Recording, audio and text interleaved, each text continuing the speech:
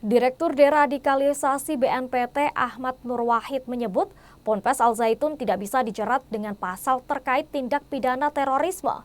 Hal ini lantaran NII tidak masuk dalam daftar terduga terorisme dan organisasi terorisme atau DTTOT yang ada di Indonesia. Diketahui negara Islam Indonesia atau NII tidak masuk dalam daftar terduga terorisme dan organisasi terorisme DTTOT yang ada di Indonesia.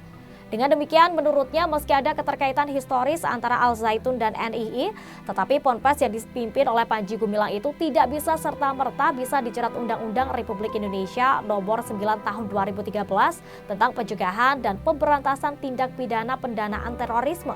Nur Wahid dalam keterangan tertulisnya menyampaikan, Undang-Undang Pemberantasan Tindak Pidana Terorisme Nomor 5 Tahun 2018 hanya bisa diterapkan terhadap kelompok atau jaringan radikalisme yang masuk dalam list daftar terduga terorisme dan organisasi terorisme seperti JI, JAD, JAT, dan lainnya. Dan sebagaimana diketahui, DI atau TII atau NII merupakan kelompok jaringan radikal terorisme melalui gerakan pemberontakan yang dipimpin oleh Marijan Kartosuwiryo. Namun pasca reformasi dengan dicabutnya Undang-Undang Nomor 11/PNPS tahun 1963 tentang pemberantasan kegiatan subversi membuat negara tidak punya instrumen hukum untuk menjerat gerakan dan organisasi tersebut. Maka BNPT juga mendorong agar NII bisa mendapat ketetapan pengadilan supaya masuk dalam DTTOT. Selain itu, Nur Wahid menambahkan secara historis memang ada afiliasi dan keterkaitan antara Al Zaitun dengan NII. Namun BNPT juga masih mendalami terkait masih ada atau tidaknya nilai NII dalam pengajaran Al Zaitun saat ini. Ia mengatakan penanganan terhadap Al Zaitun harus dilakukan secara holistik dan kolaboratif dengan pendekatan hukum pidana umum maupun pidana khusus sesuai bukti-bukti yang cukup. Ia menambahkan BNPT berperan dalam pengawasan dan monitoring bersama lembaga terkait guna melakukan pendalaman keterkaitan Al Zaitun dengan jaringan NII.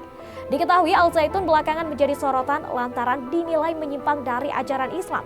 Panji Gumilang selaku pemimpin Ponpes di Indramayu itu juga telah dilaporkan ke Barreskrim atas dugaan penistaan agama. Selain itu, Barreskrim juga menemukan indikasi tindak pidana ujaran kebencian yang dilakukan oleh Panji.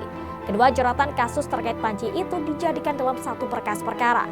Kasus terkait Panji ini juga telah naik ke tahap penyidikan dan dua pasal yang menjerat Panji yakni pasal 156A Kitab Undang-Undang Hukum Pidana terkait penistaan agama, subsidiar pasal 45A ayat 2 junto pasal 28 ayat 2 Undang-Undang Nomor 19 Tahun 2016 tentang ITE dan atau pasal 14 Undang-Undang Nomor 1 Tahun 1946 tentang Peraturan Hukum Pidana.